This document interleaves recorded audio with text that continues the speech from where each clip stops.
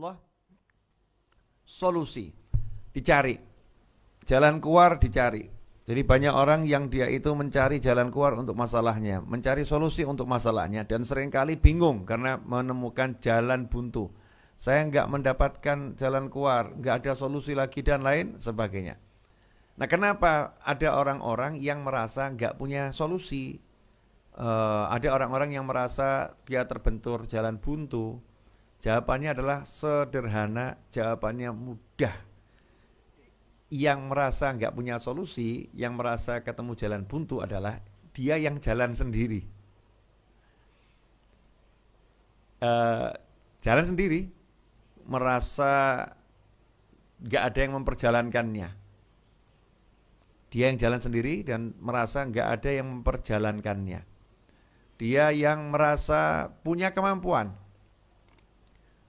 Dia yang merasa punya kekuatan. Nah, itulah orang-orang yang nantinya kalau nggak sadar maka akan mengalami yang namanya kebuntuan, kemudian mengalami yang namanya stres, ya karena dia pakai semua akalnya, dia pakai semua kekuatannya, dia pakai semua kemampuannya, tetap jalan buntu, nggak ada jalan keluar. Nah, beda dengan orang-orang yang berjalan selalu bismillah dengan Allah. Berjalan selalu bismillah dengan mengharap pertolongan Allah. Orang-orang yang berjalan selalu dengan bismillah, mengharap bimbingan Allah Subhanahu wa taala. Orang-orang yang berjalan selalu ya bismillah, ya mengharapkan keberkahan dari Allah Subhanahu wa taala. Nah, manusia-manusia yang selama perjalanan dari awal sampai kapanpun juga dia tidak melepaskan bismillah, maka hidupnya tidak akan pernah merasakan pusing, walaupun mengalami pusing. Hidupnya nggak akan pernah merasakan lelah, walaupun hidupnya itu melelahkan.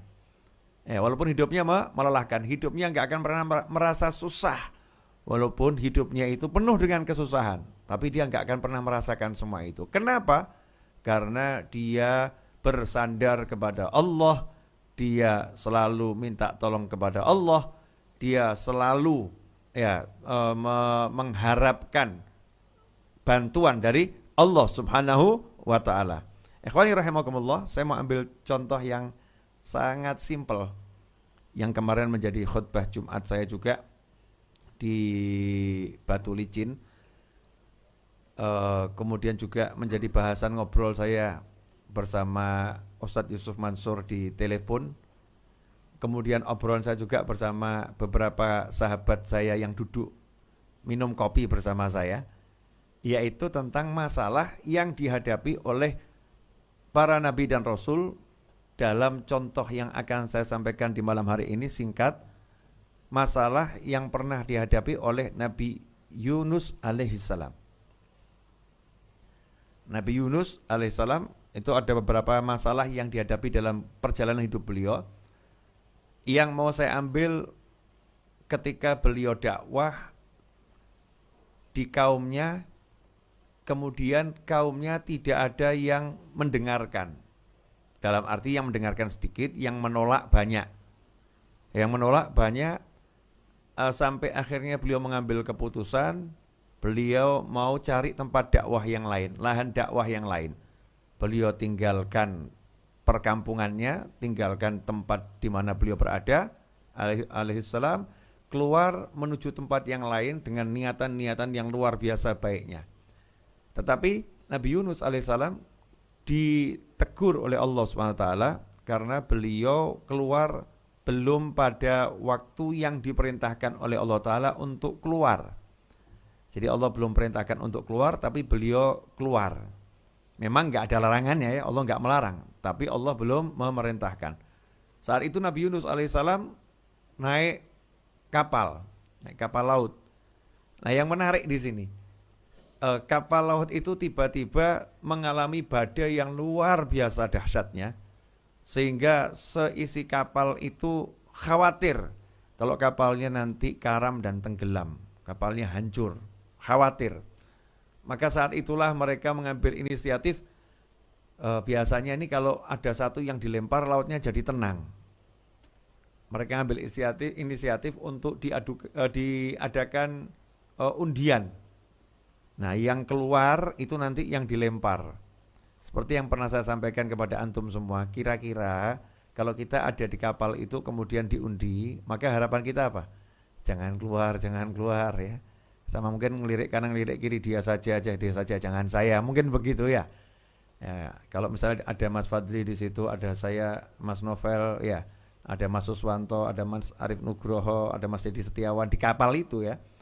Mungkin kita ini kan masih golongan kita ini kan jujur saja, ya masih belum bisa betul-betul mengutamakan nyawa kita untuk diberikan sama orang lain toh ya, belum. Ya kita belum sampai makom itu. Mungkin kalau Mas Fadli yang dilempar kan kita alhamdulillah semua, alhamdulillah bukan saya, Mas Fadli yang dilempar kan begitu. Mungkin Mas Fadli juga alhamdulillah Habibnya yang dilempar gitu kan ya, bisa jadi begitu. Alhamdulillah saya selamat dah, Habib enggak apa-apalah, cucu Nabi dilempar, wah syuhada, Masya Allah. Kalau saya masih banyak dosa, alhamdulillah itu pas tuh lemparannya itu. Mungkin mikirnya begitu, mungkin nih. Kalau kita dalam kondisi yang sama. Nah saat itu yang menarik, ketika diundi yang muncul adalah Nabi Yunus alaihissalam. Yang muncul nama Nabi Yunus alaihissalam. Dulu belum ditulis nama ya, masih pakai mungkin ada kayu yang satu kecil, ini miliknya fulan, yang ini ditanda-tandain gitu ya. Yang muncul miliknya Nabi Yunus alaihissalam. Menariknya itu seluruh peserta undian bukan ngucap alhamdulillah, tapi semua yang ikut diundi mengatakan jangan dia. Tolong diundi ulang. Beliau jangan dilempar, jangan dibuang. Karena beliau orang baik. Nah, ini sangat menarik. Seisi kapal itu bukan ngucap alhamdulillah aku selamat, tapi seisi kapal gak rela kalau hamba Allah yang nama Nabi Yunus alaihissalam ini dilempar ke laut. Karena seisi kapal melihat ini orang baik. Sehingga perlu diulang sampai 3 kali dan tetap nama yang sama baru dilempar. Nah pelajarannya apa? Nabi Yunus alaihissalam itu keluar meninggalkan kaumnya, yang mana kaumnya didakwahin sekian tahun gak mau denger. Tapi anehnya masuk kapal baru beberapa saat, seisi kapal itu mau mendengar Nabi Yunus alaihissalam. Seisi kapal itu jatuh cinta pada Nabi Yunus alaihissalam. Jadi dalam kehidupan tuh ya memang kadang begitu. Ya, di rumah kita nggak begitu disayang. Di luar rumah ada yang menyayangnya luar biasa. Di kampung nggak ada yang mau dengerin kita. Kita baru naik satu bus itu mau dengarkan kita semua. Ya itulah fenomena kehidupan. Jadi Nabi Yunus ya senang betul ya, baru meninggalkan satu kaum yang gak mendengarin beliau, kemudian naik satu perahu, satu kapal itu senang dengan beliau, diterima dengan baik. Nah lagi senang seperti itu oleh Allah Ta'ala kemudian dilempar ke laut. Tetapi Allah Subhanahu Wa Ta'ala memberikan pertolongan yang luar biasa, di mana Allah kirimkan yang namanya ikan paus. Ikan paus kemudian membawa Nabi Yunus alaihissalam ke dalam dasar laut, dalam kegelapan, dalam kesunyian. Seperti yang saya sampaikan kemarin, tidak ada GPS gitu kan ya, lost sinyal, dalam kesunyian total. Nah, ikhwani rahimakumullah, poin ini yang pengen saya ajak semuanya untuk merenung. Bayangkan kalau itu kita dibawa ikan paus di dalam situ, gak tahu kita ada di mana, kemudian gak tahu sampai kapan berada di situ. Kira-kira kita bisa tenang atau super galau?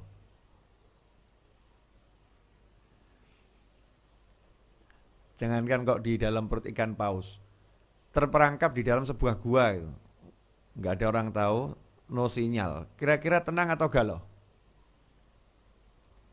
Nah, ini pertanyaan sederhana yang mari kita tanyakan pada diri kita masing-masing. Kalau kita mengalami yang sama, kita berpikir dapat solusi atau berpikir udahlah, khatam, udah selesai nih, hidup saya selesai, gak mungkin saya bisa keluar dari gua ini, gak mungkin saya bisa keluar dari perut ikan ini selamat, gak mungkin saya masih punya usia, gak mungkin saya punya nyawa, gak mungkin, udah ini akhir hidup saya. Jadi jangan berpikir untuk hidup setelah ini. Udah kamu khatam, selesai kamu. Mungkin kita akan berpikir seperti itu. Nah, kalau udah berpikir seperti itu, bisa tenang atau galau?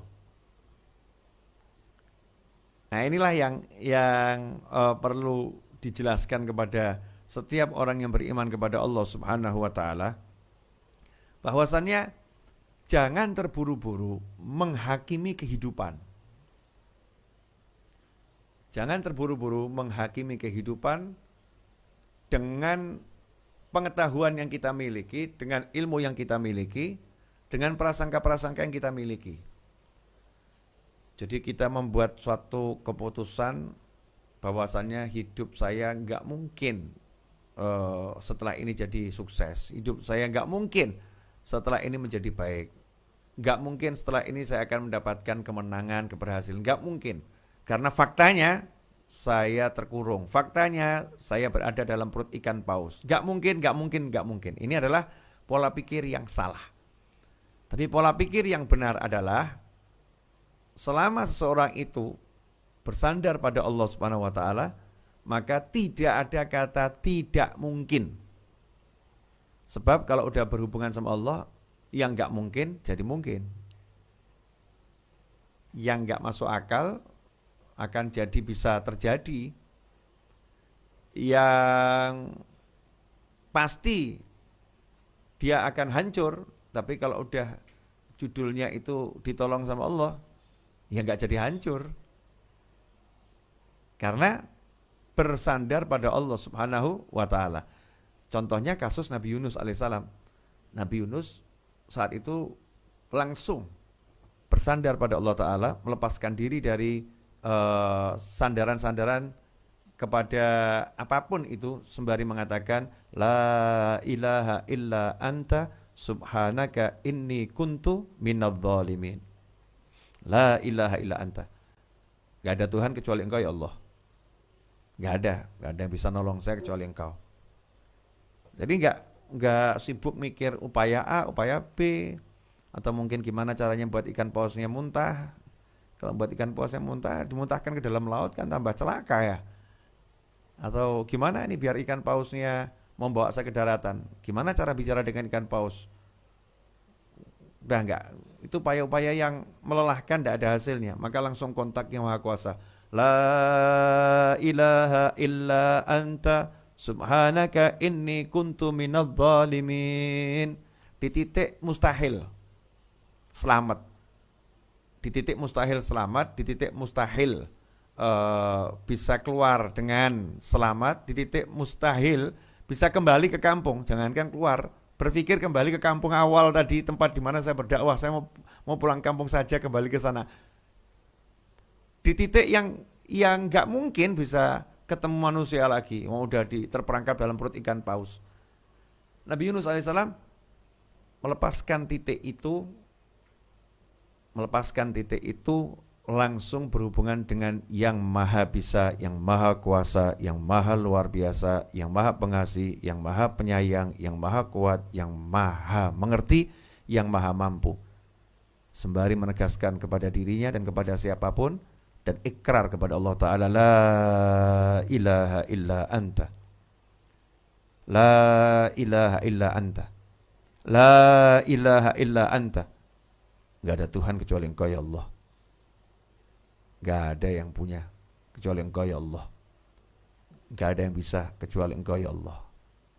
Gak ada yang mampu kecuali Engkau ya Allah. Subhanak, Maha suci Engkau. Maha suci Engkau. Yang lain itu kotor ya Allah. Yang lain gak bisa ya Allah. Maha suci Engkau dari kelemahan. Maha suci Engkau dari ketidakberdayaan. Maha suci Engkau dari ketidakmampuan. Maha suci Engkau dari hal-hal yang disifatkan pada makhluk. Maha suci Engkau.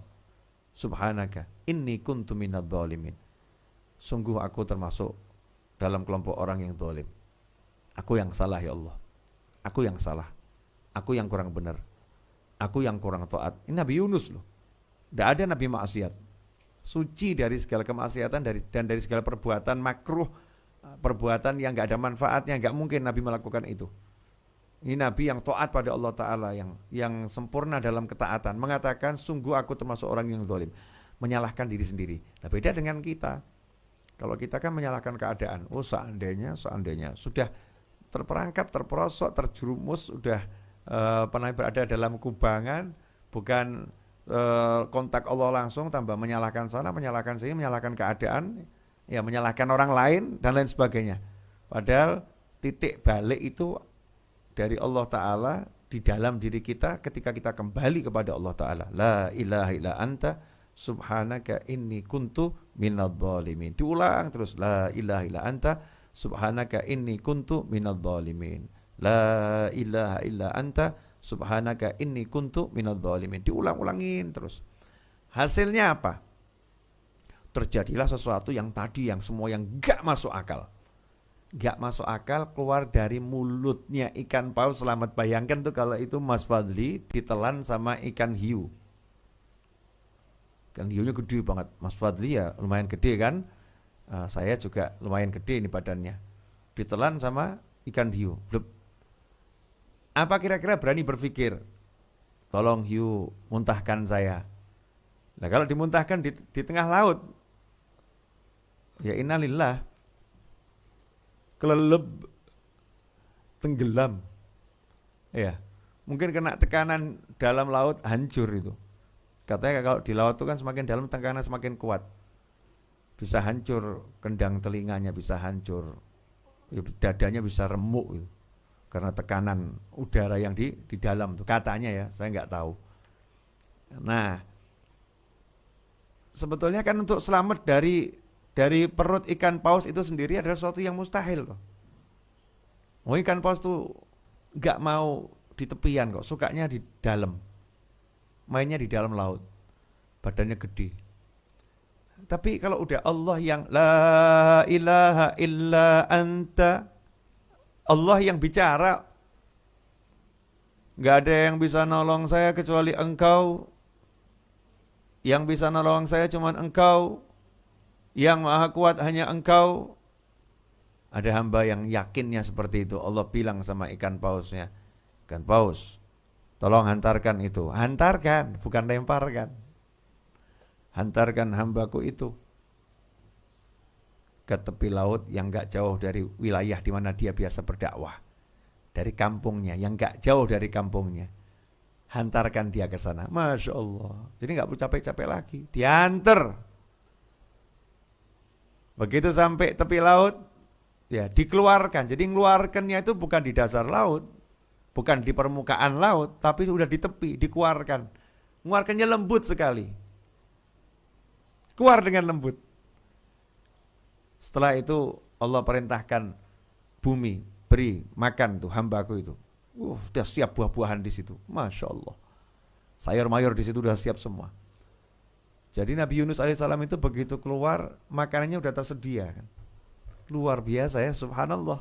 La ilaha illa anta subhanaka inni kuntu minadh dhalimin. Keluar, selamat, enak, makanannya udah tertata, tersedia dalam jumlah yang sangat banyak. Setelah itu, yang gak masuk akal lagi tadi kan bisa pulang kampung. Pulang kampung. Yang gak masuk akal lagi itu penduduk kampungnya kan benci ini ya. Orang kampungnya kan benci, gak suka sama Nabi Yunus alaihissalam. Berubah itu, yang benci itu jadi cinta semua. Dakwah yang ditolak jadi diterima. Subhanallah. Solusi. Ternyata solusinya di mana? Solusinya adalah pada Allah Subhanahu wa taala. Bagaimana caranya mendapatkan solusi dari Allah Ta'ala? Ternyata satu kalimat, la ilaha illa anta subhanaka inni kuntu minadh dhalimin. Yang pertama ikrar dulu, sadarin dulu, bebaskan diri dari penyembahan-penyembahan itu, bebaskan diri dari berhala-berhala. Oh, kita ini masih nyembah berhala namanya akal, nyembah berhala namanya kemampuan, nyembah berhala namanya relasi, nyembah berhala namanya perencanaan.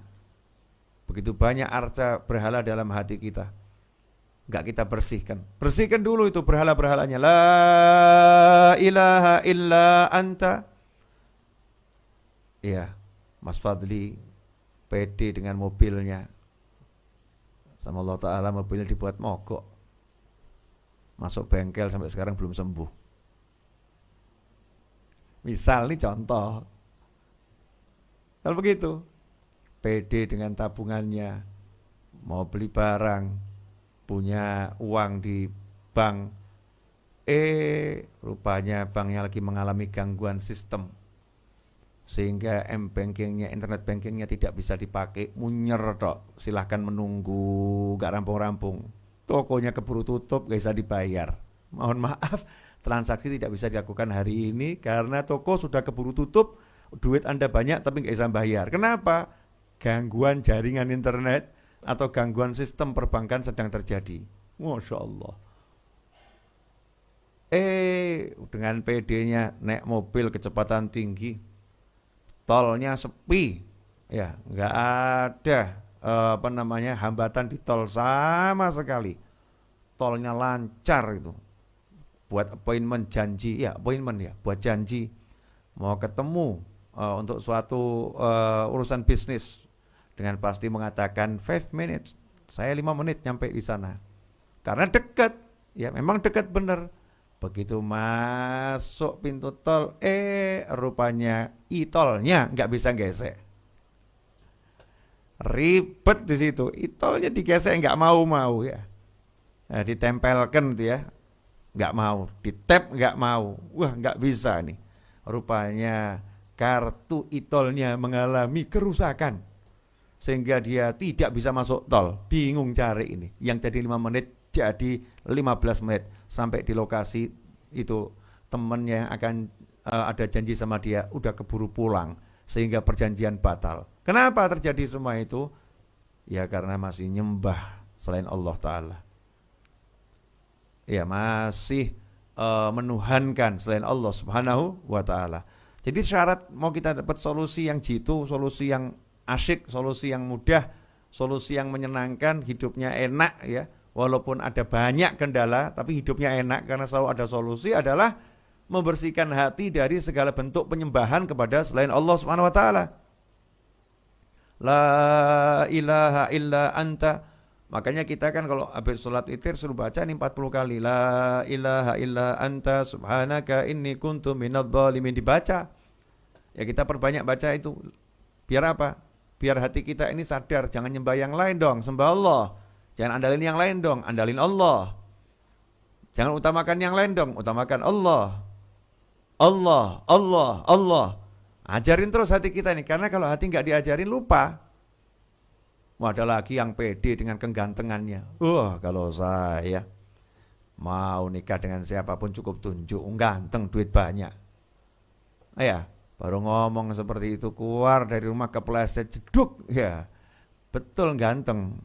Tapi iya, setelah kepalanya terjeduk, gak ingat siapa dirinya. Kemudian gak bisa ngomong. Ya, kemudian setelah itu penglihatannya jadi kabur. Setelah itu pendengarannya jadi gak jelas. Yang tadinya sombong, saya. Akhirnya dia cuma jual wajah, mau nikah jual wajah. Calon istrinya nanya, namamu siapa? Ya, yang mau nikah sama dia jadi takut. Wah, kalau kemarin sih ya duit banyak, ganteng, pinter. Kalau hari ini kok begini-begini ya. Maaf, gak jadi. Biar yang lain saja nih. Sombong. Karena masih nyembah kegantengannya, menyembah kecantikannya, menyembah kepandaiannya, menyembah harta simpanannya. Itu yang disembah, yang diagung-agungkan, yang diutamakan, yang diandalkan, yang dielu-elukan. Ya, Allahnya hanya dipanggil kalau udah mumet. Duh Gusti, kepriben ini. Ya Allah, pripun niki? Ya Allah, bagaimana ini? Oh my God. Kalau oh my God gimana Inggrisnya itu? Oh my God. Ya, oh my God. Gimana? Lanjutannya nggak ngerti saya. Tanya oh my God saja. Oh my God. Gimana ini? Piye iki piye? Iki piye? Ini gimana ini? Baru manggil Allah Ta'ala, ya Allah. Baru teriakin Allahnya, ya Allah. Seperti yang saya sering sampaikan di ceramah. Ya Allah bilang sama malaikat, biarin teriak-teriak dulu. Asyik teriakannya. Wah, demen saya. Lama dia nggak manggil saya. Lama dia nggak nangis manggil saya. Biarin dulu. Biar manggil terus, asyik nih. Kalau perlu biar gini deh. Biar miskinnya 20 tahun. Biar sering manggil saya ini. Karena lupa sama Allah dia. Susahnya biar agak lama ini. Kenapa? Lupa sama Allah. Tapi kalau orang yang ingat sama Allah Ta'ala, la ilaha illallah Muhammad Rasulullah SAW, yang dia tuhankan itu hanya Allah, yang dia andalkan hanya Rasulullah SAW, gak ngandalkan ajaran siapapun, ajaran Rasulullah. Bagaimana kata Rasulullah? Bagaimana menurut Rasulullah SAW? Seperti apa jalan keluar Rasulullah SAW? Petunjuk Rasulullah seperti apa? Sarannya Rasulullah seperti apa? Rasulullah mengatakan seperti apa? Rasulullah. Jadi nanyanya ke Rasul dulu SAW. Gak nanya sama yang lain. Kalau kita ini kan enggak. Kalau kita ini kan nanya sama otak kita dulu, akal kita dulu, pikiran kita dulu. Enggak nanya sama Allah, enggak nanya sama baginda Muhammad sallallahu alaihi wasallam. Nabi Yunus mengajarkan la ilaha illa anta. Bersihkan diri dari sesembahan selain Allah. Subhanaka. Yakini Allah maha sempurna. Maha suci ya Allah. Engkau dari segala bentuk kekurangan. Maha suci engkau ya Allah dari segala hal yang sifatnya pada makhluk. Jadi kalau udah minta tolong sama Allah ya kamu jangan berpikir sebagai dirimu. Nah, kalau aku memang nggak bisa, kalau aku memang lemah, kalau aku. Lah kalau Allah. Nah, kalau Allah yang udah mau, kalau Allah yang pengen, kalau Allah yang berkehendak, kalau Allah kan ya bisa. Jadi kata kalau saya buang dulu subhanaka. Inni kuntu minadz zalimin. Terus tak iktiraf, ngaku memang ya saya pantas dibeginikan, ngomong saya banyak dosa, enggak ada dosa aja ya pantas, apalagi banyak dosa, pantas saya dibeginikan, pantas saya direndahkan, pantas saya dihinakan, pantas saya ditipu, pantas, kemudian connect ke Allah Ta'ala. Nah di situ langsung masalah yang gede tadi menjadi sumber kemenangan. Masalah terbesar Nabi Yunus saat itu adalah berada dalam perut ikan paus. Ternyata ikan pausnya disuruh mengantarkan pada kemenangan. Asik ya. Ini kalau kita udah paham ilmu begini kan tinggal satu masalahnya toh. Meyakininya atau tidak. Kalau meyakininya kan ya tenang. Kalau nggak mau yakin tuh gimana ya? Masa nggak yakin sama Allah Ta'ala kan ya, na'udzubillah min dzalik.